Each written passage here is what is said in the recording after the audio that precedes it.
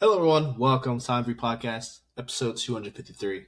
We're back in the NFL. We got the NFC East today. We wanted to preview that division, let you know about who we think is going to win the division, who's going to come in fourth, all that good stuff. Plus, it's training camp season. We got tons and tons of injury news to go over. Unfortunately, these players can't keep themselves from getting hurt. I know it's part of the game, but I feel like people are dropping like flies so early in the season.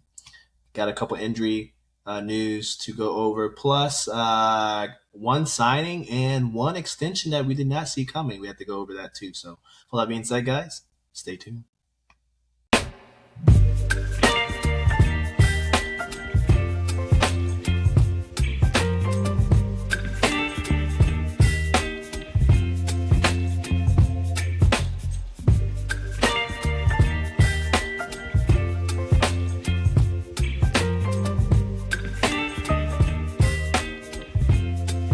We're back.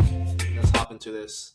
Before we get into the NFC East preview, let's get into some of the injury news I talked about in the opener. Starting out in LA, where the Chargers already had a few injuries so far this training camp.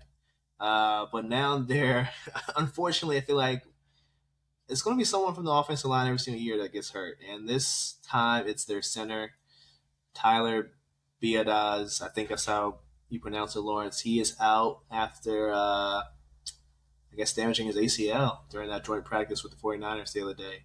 So down goes their center, probably other than the tackles, the most important part of the offensive line.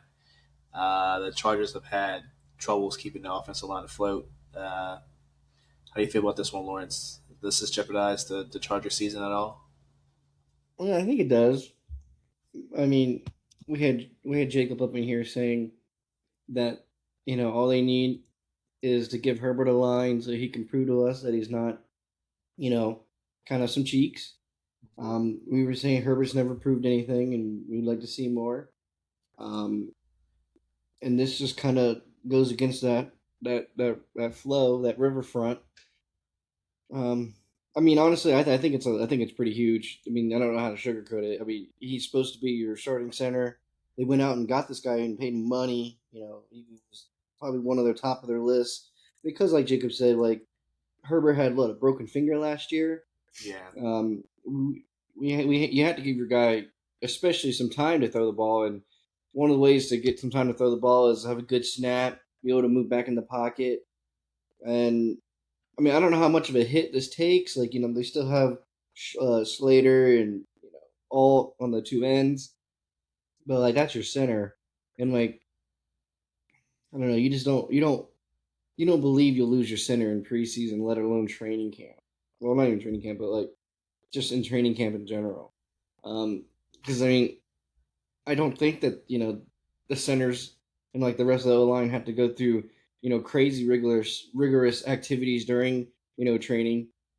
Um, because they kind of do tell the D line, like you're not trying to kill the quarterback, like you're not trying to go out there and murder your quarterback in the back line or in the backfield, because the defensive guy goes out there and just absolutely blitzes and plows through the quarterback. He might be done for the season too. So that's just something that just doesn't happen. So I don't know, seeing it happen to um, your center. I mean, it's a torn ACL. Like I don't know if he was just bad placement of the foot when he was stepping back and it just shot it up the chain, but it is super unfortunate.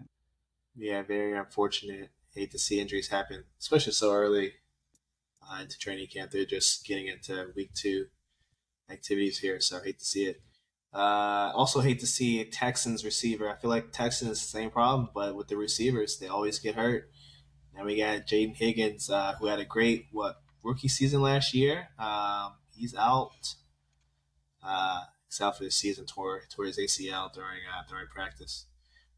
Hate to see it. He was pretty good last year. I think when it was Tank Dell was the one that was out for most of last year, right? So he, Mm-hmm. he kind of stepped in and took on that role pretty well. So And and hopefully Collins he was can. out for periods of time as well. Yeah. Well, I mean, if we didn't think that Stroud was having a rough time last year, I don't think losing a wide receiver is really going to help him out taking those next steps. I mean, what was it like 3 years ago? We said, "Oh yeah, Bryce Young total bust. Should have taken C.J. Stroud." Now looking at last season, you're like, man, Bryce Young wasn't really bad. You look at Stroud has just gone downhill. It kind of has like a Ezekiel Elliott timeline to his career so far. Like his rookie year was his best year, and he's only gone downhill. Mhm. One of those reasons I believe is because they put so much value on that defense, which you know, if your defense is so good and your D line is so good, what's something that ends up being kind of bad, well, kind of tends to be your O line because you can't put money everywhere. Yeah, 100% agree with you there. Another injury, some more injury news. We have Saints running back Kamara. Alvin Kamara's out for at least a month, MCL sprain. And we have Colts tight end Tyler Warren, who had a great rookie season last year. He is questionable for week one. So two guys questionable for week one. Definitely big blows to their respective teams. And then we have some signings. Trevion Diggs to the Seahawks. I think the Seahawks also signed the other guy that's involved with. Oh yeah, Arnold, who's involved with the alleged kidnapping or whatever he did or allegedly did. Uh-huh. So I guess this is kind of insurance for that. And then we had the Bucks giving an extension to Vita Vea, who I think all three of us, right, Lawrence, said that we expected Vita Vea to get shipped out somewhere. It seemed like they didn't want to pay, you know, top dollars to a 31-year-old, but they changed course here. Any thoughts on those two signings/extensions? I think the Vita Vea one's a little perplexing because you don't want to talk about a deal with Baker, and I don't think that $30 million is a crazy amount for Vita Vea. But I mean, if you look at the other signings for some of the other guys in the league that just got new contracts, it's like one being Dexter Lawrence. It's a little questionable. I mean, he's 31, so he's not too old, but he's a bigger boy, bigger body. Injuries can happen. You pay him that extra 30 million, but then you paid him that extra 30 million. You still haven't given Baker, um, some love. Yeah. Baker's going to be upset. I think this is one of those things. Todd Bowles is a defensive head coach. He has to make sure his defense is taken care of first. And I think that's important for them because, like I think I said last episode, their corner room a little bit sus. Secondary is not the strongest it can be. If you're going to have that problem going into the season, make sure your D line is super ready to go because one's going to have to help the other. Yeah, we'll see. I mean, yeah, like you said, the Baker still needs to get paid. He says he's going to play out his deal. I don't think he wants theatrics, but he's definitely butthurt. Like there's no way around it. Like he's butthurt. Hopefully, he takes it as motivation, but who knows? I think this is going to cause some dysfunction. But what also is dysfunction is this next division we're going to talk about, the NFC East. I feel like there's something new every single season. I don't think there's been back-to-back winners of the division for a while now. I think 17, 18 years, right, Lawrence? It's been a while since it's been back-to-back division winners. Yeah, who knows what's going to happen in this division, NFC East. Of course, we got the Eagles, probably the winners of last year. Most people probably have them right back at the top, but some moves they made, trading AJ Brown, um, paying two of their top D tackles, seemingly when they don't have money, but they keep coming up with it. Who knows what's going to happen? But let's start with the bottom of the division last year. At the bottom of the barrel was the New York Giants. They got a new head coach, got rid of Dayball.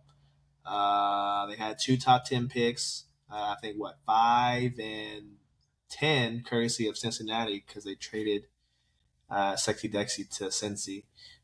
So kind of revamped everything, offense and defense, Lawrence. A lot of people are kind of riding high on the Giants, mainly because their schedule isn't too bad. Are you riding high with the Giants? Where do you have them? record wise and placement in the division. Um, well, personally, I think there's a lot to look forward to for the team. Um, I, I like the Odell Beckham Jr. coming back. I mean, he's probably going to play like maybe 5% of the snaps a game. So like what, maybe like 2 or 3 snaps a game. But you know, um, that I think it's kind of important that you have players like that, like that came back to their old teams from their past glory. I mean, all he can do is um, bring Malik Neighbors up. We've seen Malik Neighbors have monster numbers in the games that he can play. Jackson Dart gets another year to get better. Jameis Winston's right behind him. He's a character. He's not gunning for a spot. Um, all he can do is give him, motivation to get better. Um, I don't like the Darnell Mooney signing. I hope they cut his ass before camp, but they won't. Um, I think the one thing that will be the question mark is, and this is something we always notice that John Harbaugh always has with his teams, is how good can that O line be to allow Jackson Dart to make those next qualifying steps to what he needs to produce and get better and be more of a factor. Um, Something to lean on is they got Patrick Ricard from the from the Ravens, Ravens. so good blocking. You can bring that guy in for block for sets to be to block. Uh, I think Scadaboo, he may or may not start the season, but I mean, if you look behind him in the depth chart, I thought Tyron Tracy's pretty good. Devin Singletary's good, and then you got Najee Harris just chilling back there. So Jackson Dart does have a plethora of running backs just to hand the ball off to, and kind of just let the game come to him as one should. I think this team's probably going to be third or second. I think it truly depends on the development of the Cowboys defense, which we'll talk on a little bit more later. But I think that development really is going to what shows, because I don't think offensively the Cowboys are going to produce like they did last year. I just think that's a little hard to believe. It's kind of hard to replicate something. There's going to be some injuries. Things can't be perfect year to year. Um, but their defensive line, in my opinion, I think it looks pretty decent. Like they got Gigi Reader, Shelby Harris, Brian Burns. Uh, they let those corners, they let them grow and get better from last year. And now they have some other ones like, they got Javon Holland from Miami for free safety, um, Newsome from the Jacksonville. Like, so there's some pieces here. I think there's going to be a lot of growing pains on the defense just because it's young and you got a new coach. But he always has stout defenses. And another thing that he's always good at, which I think is going to come into play, which we've seen for the last couple years, the Giants have had abysmal special teams the last couple of seasons, and Yes. I mean, I don't know who their kicker is, to be quite honest with you, but I've never really, um, Installs. Whoever yeah, that I've is. never really saw John Harbaugh have bad, special teams units. So I think that's something that's going to get cleaned up really, really good this coming off season into this season. And I mean, half the time that's all you need to stay in a game is just don't make the stupid mistakes when you're trying to flip the field. Um, you know, don't kick field goals that you can't make or anything like that. So I mean, props to them. I think they're going to finish about second or third. Now, when I say they're going to finish about second or third, I'm seeing like max like 10 wins.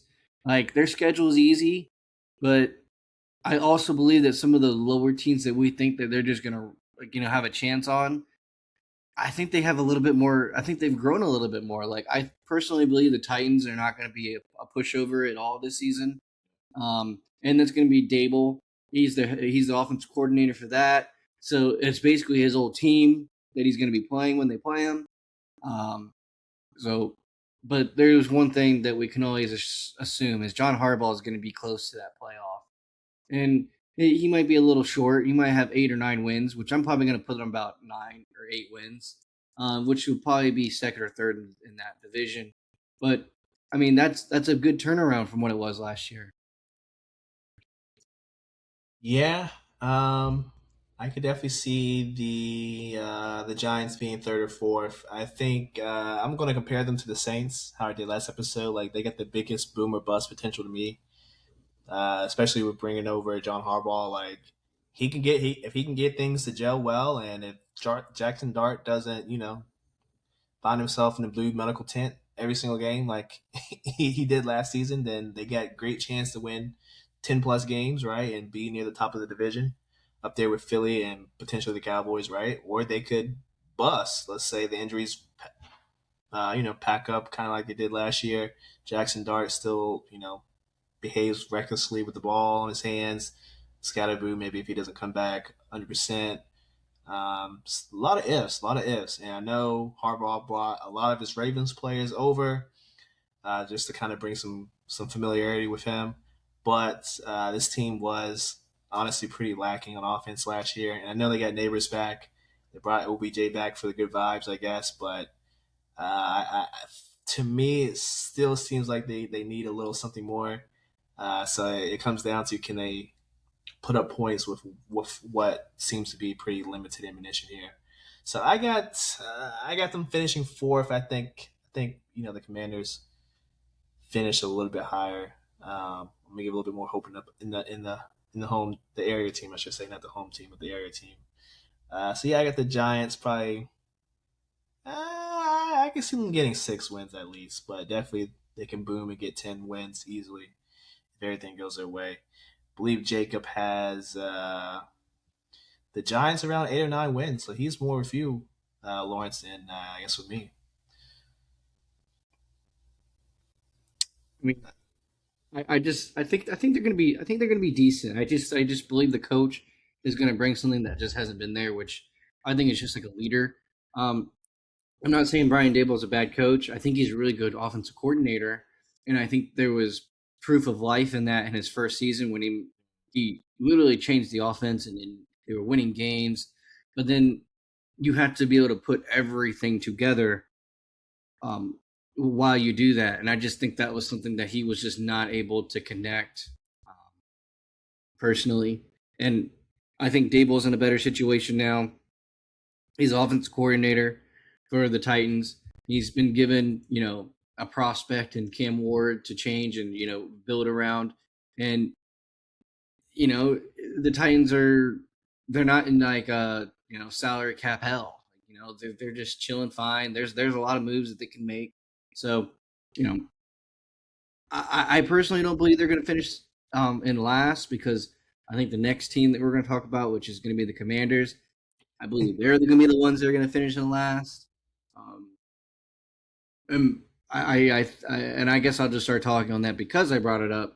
Yeah, go for it. Um, I just think that behind Jaden Daniels, um, I think they've just gotten passive and like uh, complacent.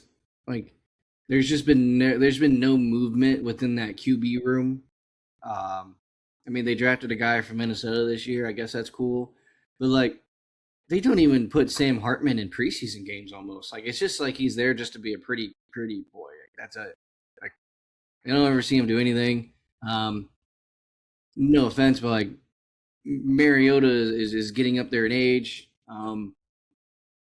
I, I, I, I personally believe that with the conflicting in styles between Mariota and Daniels, it's like Daniels I think has a better arm and has a better ability to read the field, whereas I think Mariota is still like he was at the Titans, where if it doesn't look right, it doesn't look good, I'm just going to scramble around and figure something out, which um, is fine. It's fine to have differing, roles. Like maybe you need that for preseason or not preseason, scouting practice. Game to game. I need to be able to have a running-ish quarterback to figure out how we're going to compete against, like AKA like a Cam Ward. He's going to scramble like a Caleb Williams, but I mean, I personally don't think you're really getting that with Mariota. Like he's not as young as he once was. And then next, what I'm going to bring up is the O line is now like toast almost. Their starting center is out. Their starting left tackle is gone for the season. Yeah. Um, I could not tell you who the rest of the O line is because they don't really have any notable names. Maybe that's okay. You don't always have to have notable names, but we saw last year they didn't really protect Jaden Daniels and he got injured. Another thing I didn't think they didn't develop or get any better at was the running back situation. Like I think Jacoby Krosky Merritt is I think he's pretty good, but you look right behind him. I never thought Rashad White was all that good, and that's kind of why he got booted out of Tampa because Lucky Irvin came along, and yeah, this guy's just much better, you know.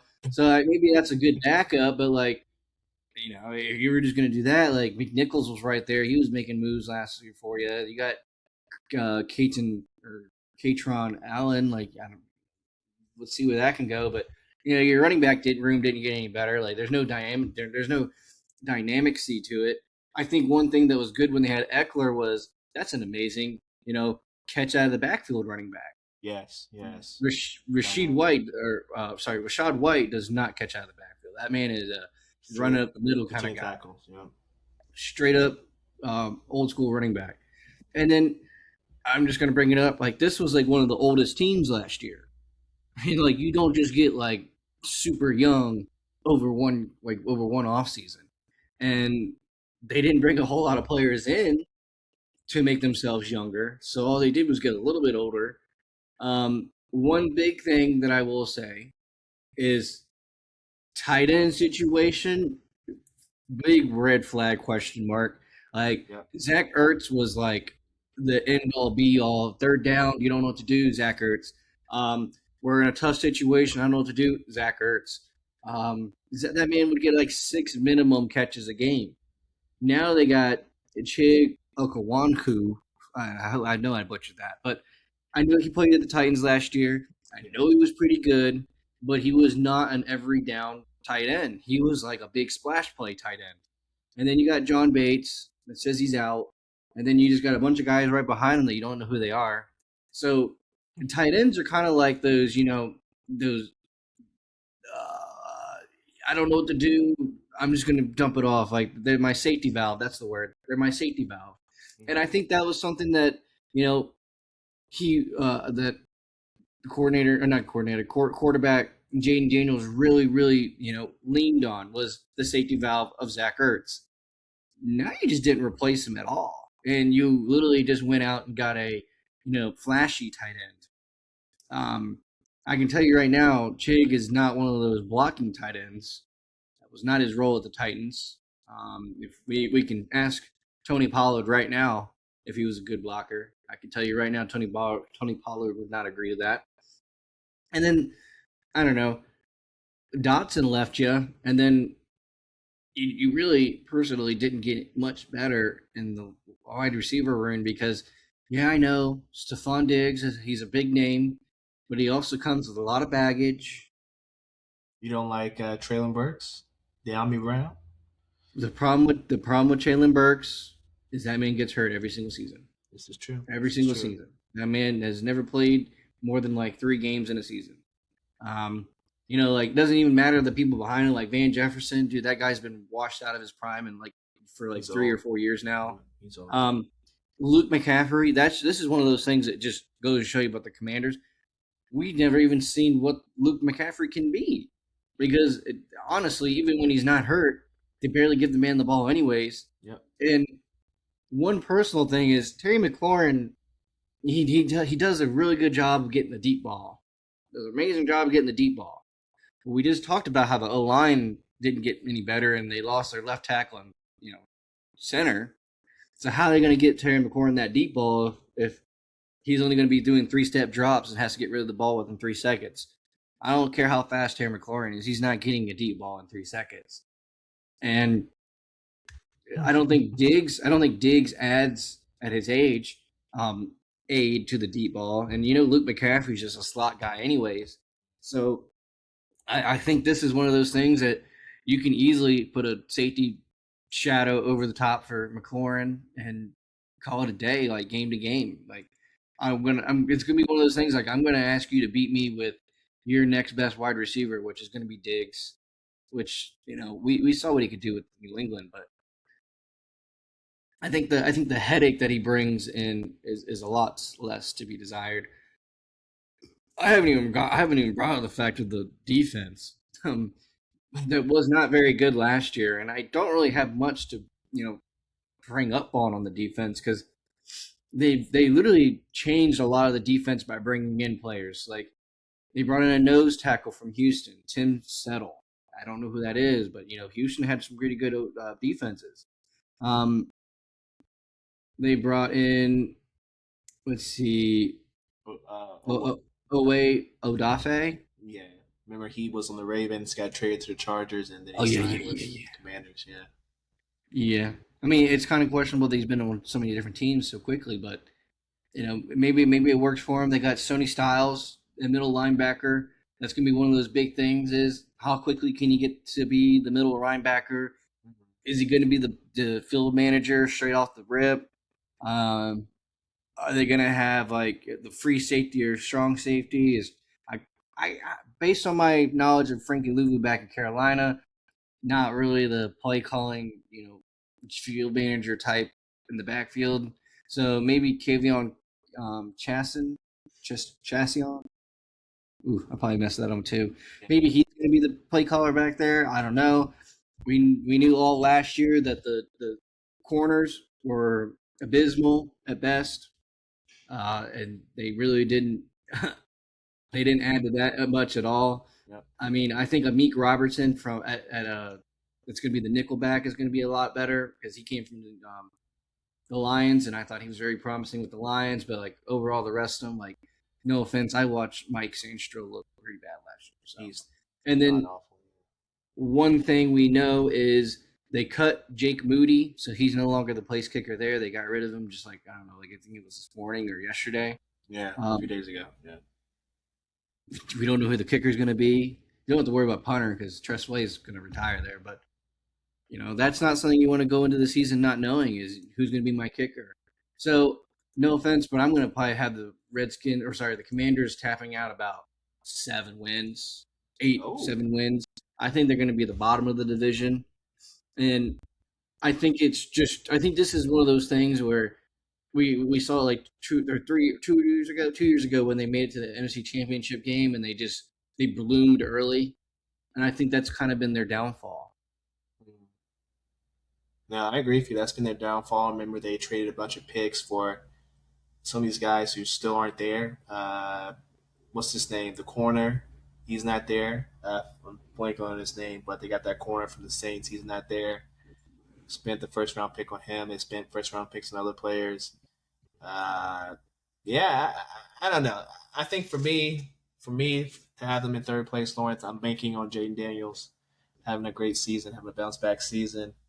The offensive line is not great, but in his rookie season, the offensive line wasn't great either. And he got them to the NFC Championship game.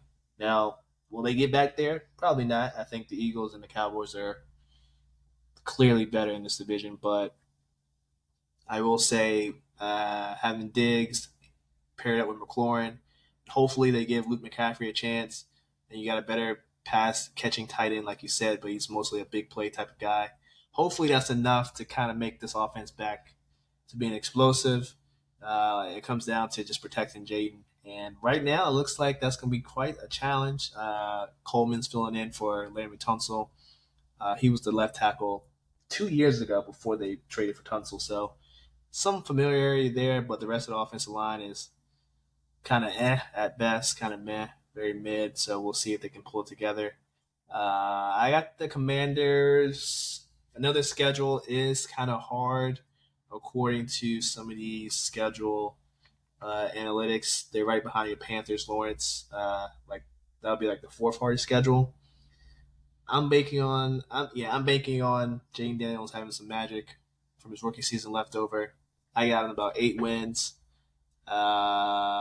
Just barely missing the playoffs. I think the Cowboys, Eagles, gonna be a little bit better. Speaking of Cowboys, they're next up because they were second place team in the division last year. I got them finishing back in second, Lawrence. I think the defense should be improved. I think Jerry's invested a lot, and I mean a lot, resources into the defense. Right, traded for Q Will. Gave him a contract this offseason. Got Kenny Clark there. You got Rashawn Gary, who I think they traded for. They just signed Von Miller, who I don't think we even talked about, but they signed Von Miller to a 1 year deal. He's just there to rush on third downs, right? Overshown's there. The corners are the weak spot on this team. You got Downs, but Bland, he's hit or miss. I'm sorry, he's my namesake, still my last name, but Bland, he's hit or miss. He's going to jump a lot of routes. He's going to get some. He's going to lose some. And then you got the other corner, Durant.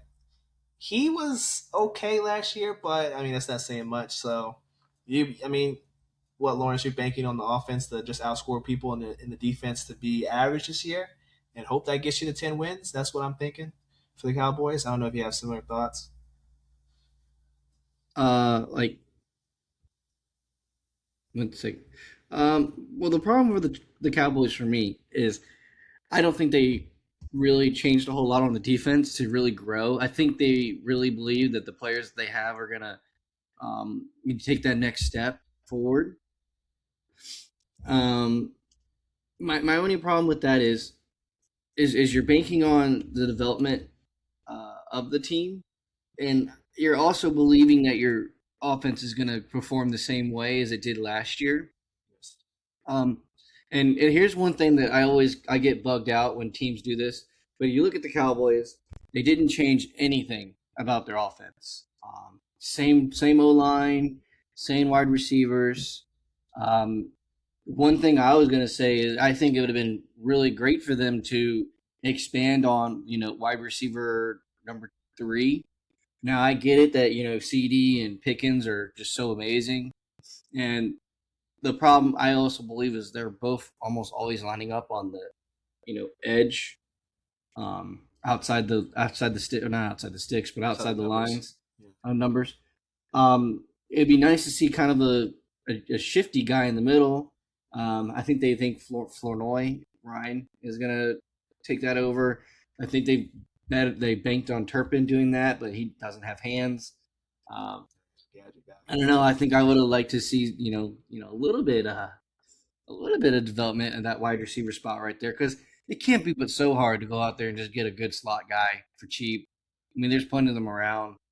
But anywho, I don't like it because I mean, if you look at the running back room, didn't develop it. Same guys as last year. Mm-hmm. Javonte Williams and Jaden Blue. Same thing with the tight ends. It's just Ferguson and Shoemaker or Shoemaker. Shoemaker. And then they got Span Ford in there now, which I guess he moved up in the line. Mine has him as second tight end. Yours does too. Which I always thought Shoemaker's a little bit underrated because they don't use him as much as they should. I always thought he was like pretty effective when he's on the field. But see, my only problem is they didn't add any dynamicy to this team on the offensive side. They didn't change anything about it. They're just like, okay, we're gonna rerun it. We're like best offense last year. Let's rerun it. Yep. Now every team has an entire year of film. Like you literally didn't change anything, and we know damn well you're not going to change the plays. You're going to run the same shit you did last year, and then I think they did a good job of like developing a little bit of the defense in terms of getting new guys in, and their main belief is they're gonna live and die by the rookies they brought in too. I mean they just went straight all in. We're gonna bring in some guys like uh, Tito Ogbania, Kenny Clark from last year, Quentin Williams from last year, Rashawn Gary, D. Winters, Jalen Thompson, strong safety, Caleb Kobe Downs. Durant. So they believe. Oh, you had Caleb Downs. That's a rookie they brought in, and then right behind him at the other center back spot, they got Devin Moore. So truly believing because their corners were so bad last year that we're just going to go all young guys.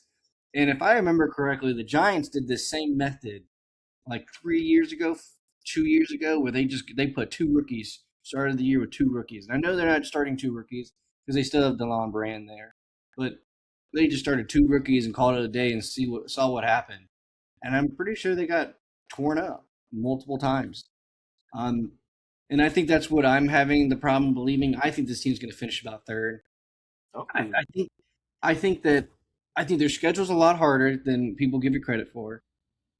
It's literally the same toughness as the Commanders. Commanders. Yeah. Um, I think the offense is going to take a step back, which is not what they're believing at all, because they're believing the offense is going to be as good as it was last year. But I've almost never seen a team not bring in anything and not change anything and then being as awesome as it was the year before. Um, I think I think a lot of their primetime games are really hard primetime games, which can really take the sales out of your season. And I mean, they gave them Seattle, they gave them Philly, they gave them Tampa Bay on Thursday, they gave them the Giants to start the Start season, the which season I think right. that would be I think that would be a win. But I'm talking about the Eagles and Seahawks games. Like those are two tough, you know, Monday night games, Yeah. and it's hard to bring your season back, or not your season back, your week back when you struggled or lost on Monday night, and then the following week you got to go play a team that after your loss, because I think both those are going to be losses. And there's been one thing there's been one thing that's been glooming over the Cowboys for years now, and that's the Cardinals. The Cardinals somehow have the number of Arizona. Or sorry, the Arizona has the Cowboys number for some reason. And Arizona is going to be one of those games where the Cowboys didn't circle that on their calendar. They didn't circle that one. They literally have the week after in Indianapolis circled already. They think it's going to be a cakewalk. And I've watched Arizona screw over the Cowboys the last couple seasons, last couple years. I mean, honestly, the Cardinals have owned that division of like in total the last couple of years. Like I remember, like it was like a couple years ago where the Eagles still were in a need to win situation, and Arizona beat them on like the this last week of the season. Um, so I think that's good. Those are two hard games. Now, I think the one that's bigger is the Eagles game. You circled that. You lose on Monday night, tough one. It's at Philly, Really. and then you go home. You're not even prepped for the Cardinals because you're like, oh, that's an easy win. We're not worried about them. They make it tough for you. I'm not saying they're going to lose it, but they make it tough for you, and you just weren't ready for it. And then I think the big one is you got Seattle on Monday at Seattle. So both of their Monday night games are on the road. Um, you got a bye week after that, but just think about losing in Seattle. And then I think this is what makes it more complicated. You get a bye week off, and then you have to travel back across the country. Well, it's not that far from Dallas, but you know what I mean. You just got to travel back across the country, play the Rams at the Yeah. Rams. So this back to back weeks, and this is like December. Like this is when you're already beaten up in the season, anyways. So I don't know. I just don't like the non. There was no development on the offense at all. That's the one thing that just rubs me the wrong way.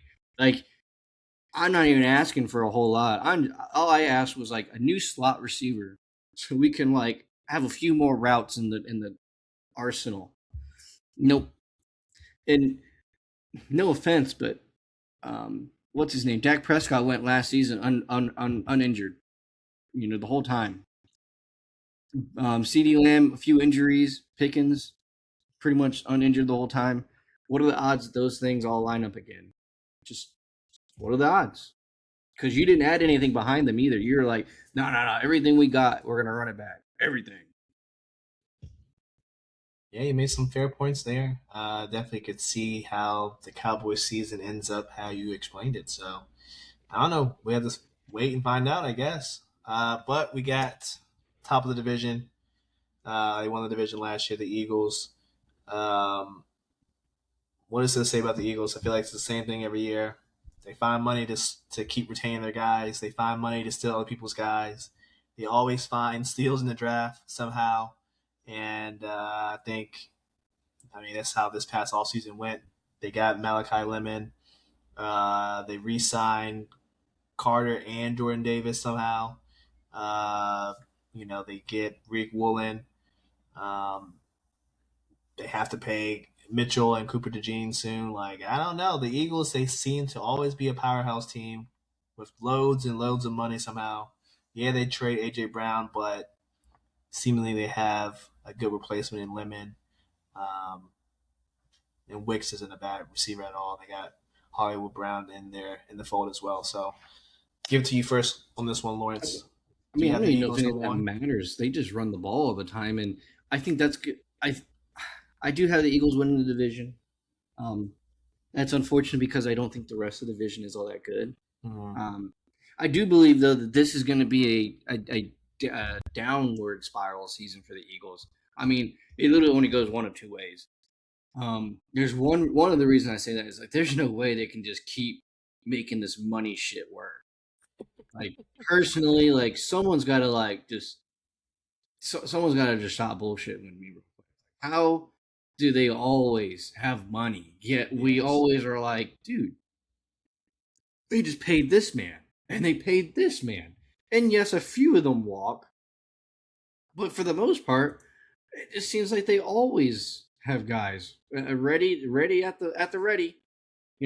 At the ready. Let's get it going. Um, I don't know. I just think this is going to be with this season, like last year, abysmal on the offensive side. And I think Jalen Hurts has a lot to prove this coming season.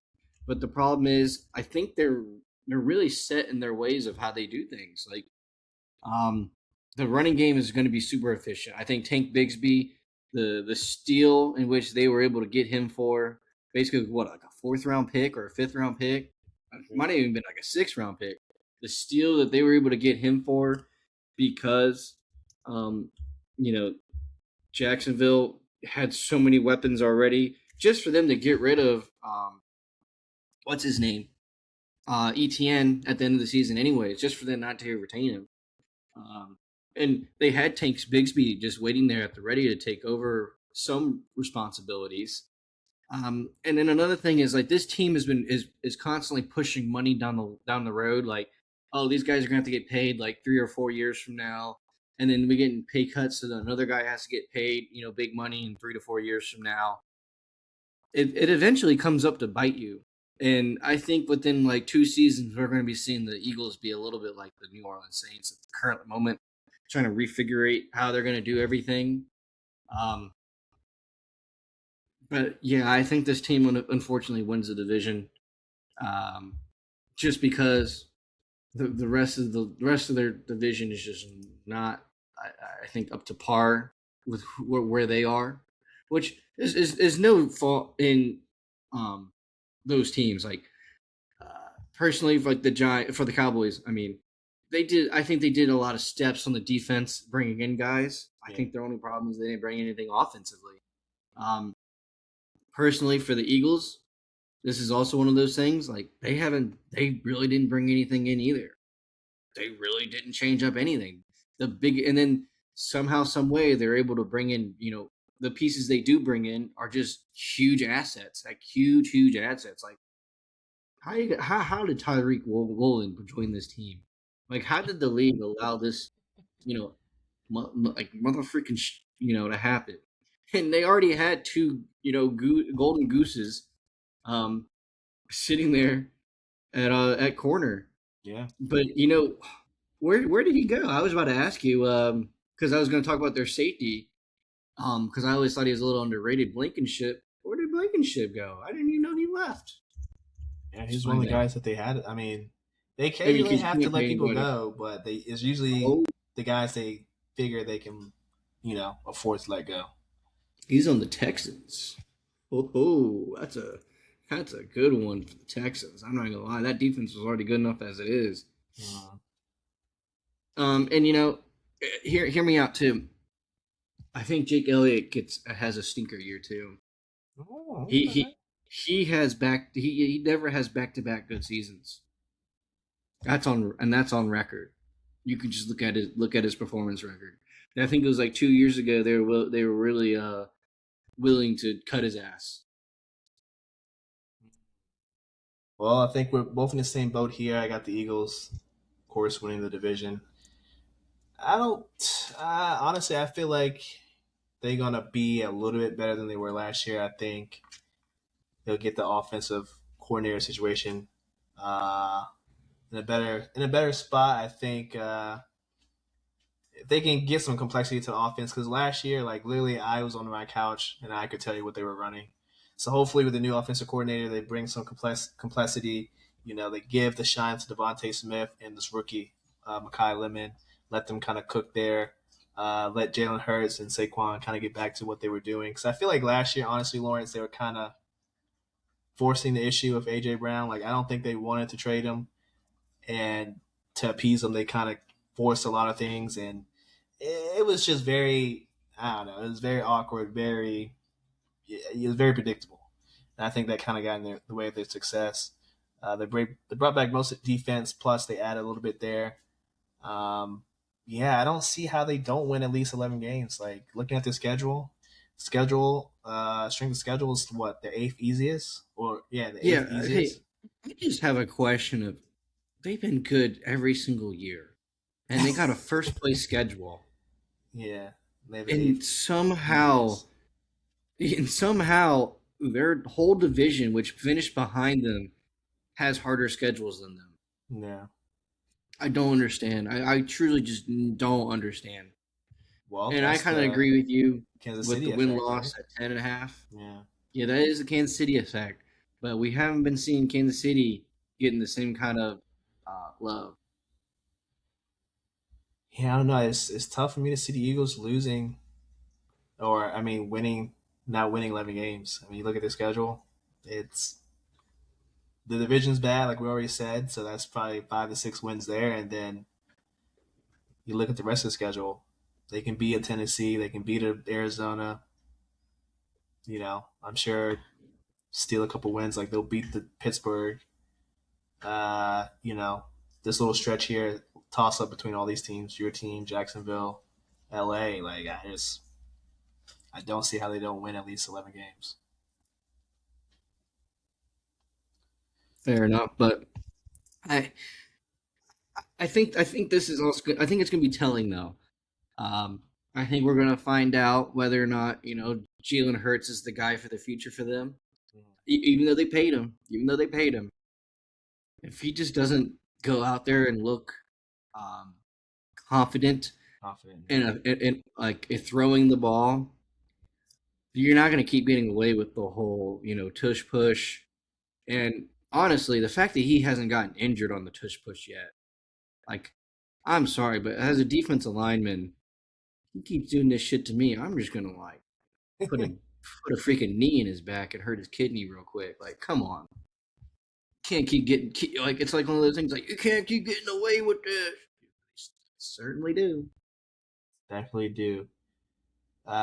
Jacob has the Eagles winning the division, making the playoffs. He also has the Cowboys at second place, making the playoffs.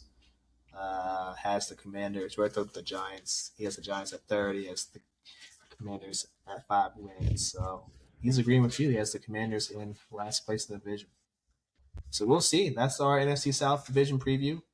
Last but not least, this is breaking news. Actually, Lawrence, I don't know if you saw this on your phone or not, but Peyton What? Watson, he's going to the Cavs. Finally, there's a resolution to this Peyton Watson saga. The Nuggets wanted to keep him, but obviously, they're in the second apron. Lawrence, they need to shed payroll because their owner is a cheapskate. He doesn't like paying the luxury tax, even for a generational superstar like Jokic. So they sign and trade him to the Cavaliers. Max Struess, I believe, goes to LA Clippers, and I think Denver only gets a first and a second, and the first is in 2031, so it's still some ways away. So they didn't lose him from nothing, Lawrence, Denver, but it's not a great trade package for them. I know they need to shed the money. For the Cavs, I love it. Hey, you get a starting small forward. Uh, Struess has kind of been iffy. When he's good, he's good, but when he's hurt, he's constantly hurt, right? Um, yeah, the Cavs are legit now. I feel like they are legit. They added to their team when they were kind of the one team in the East that didn't really make moves, right? And the Clippers, hey, they come out with Max Strus. So that's the trade. Any thoughts, Lawrence, on this? I like it.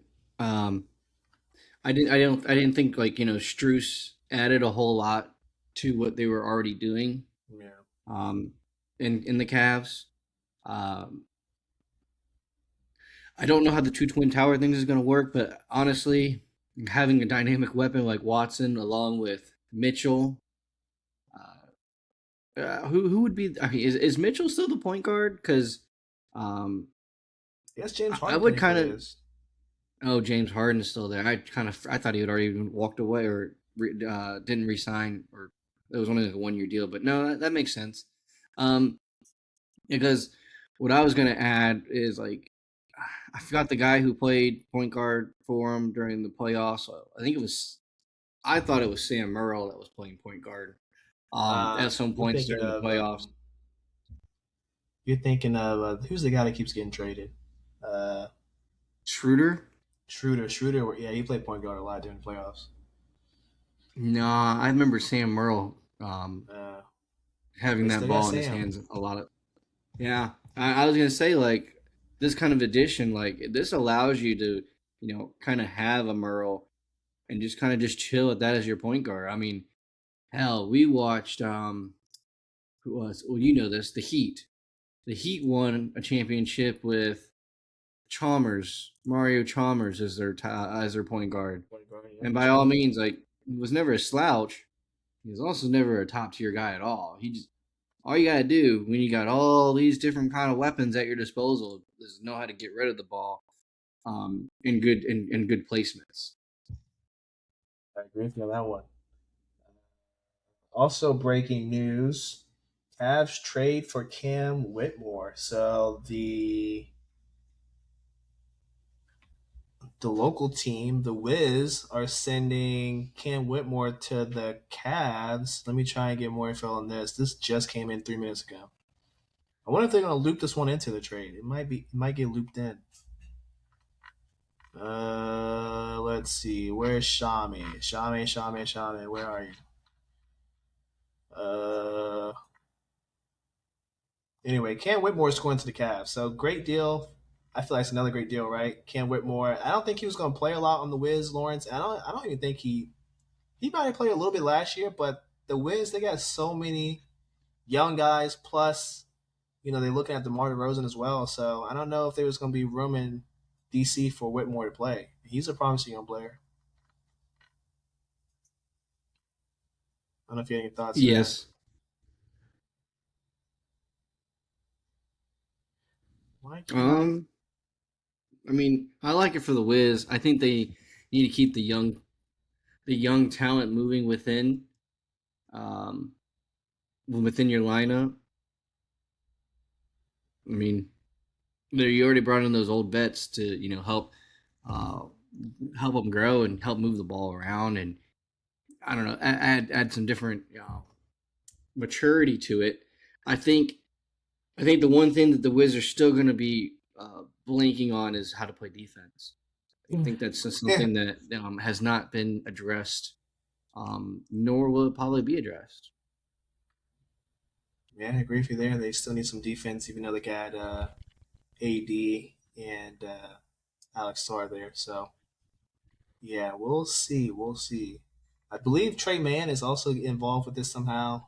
This is still like breaking news, so I'm sure next episode we'll have more to say about this. But a couple of trades going down today, randomly too, as well. With that, I think we're all done. Lawrence, you have anything else you want to go over? Mm, I know there's a UFC this weekend. I think we already touched on it though Yeah, we already talked about last the fight episode. night last episode. Um, no, I think I'm okay right now. I know we're gonna. I know fantasy football is about to come in the loop soon. This is true. This is true. Maybe we'll do the draft here live like we did before. That will be fun. That'll be fun to do. But yeah, with that being said, guys, we're gonna head on out. Episode 253. Episode 253 of the Silent Breed podcast. Thank you guys for watching. Hit that like and subscribe button. And we will see you next week. Peace. He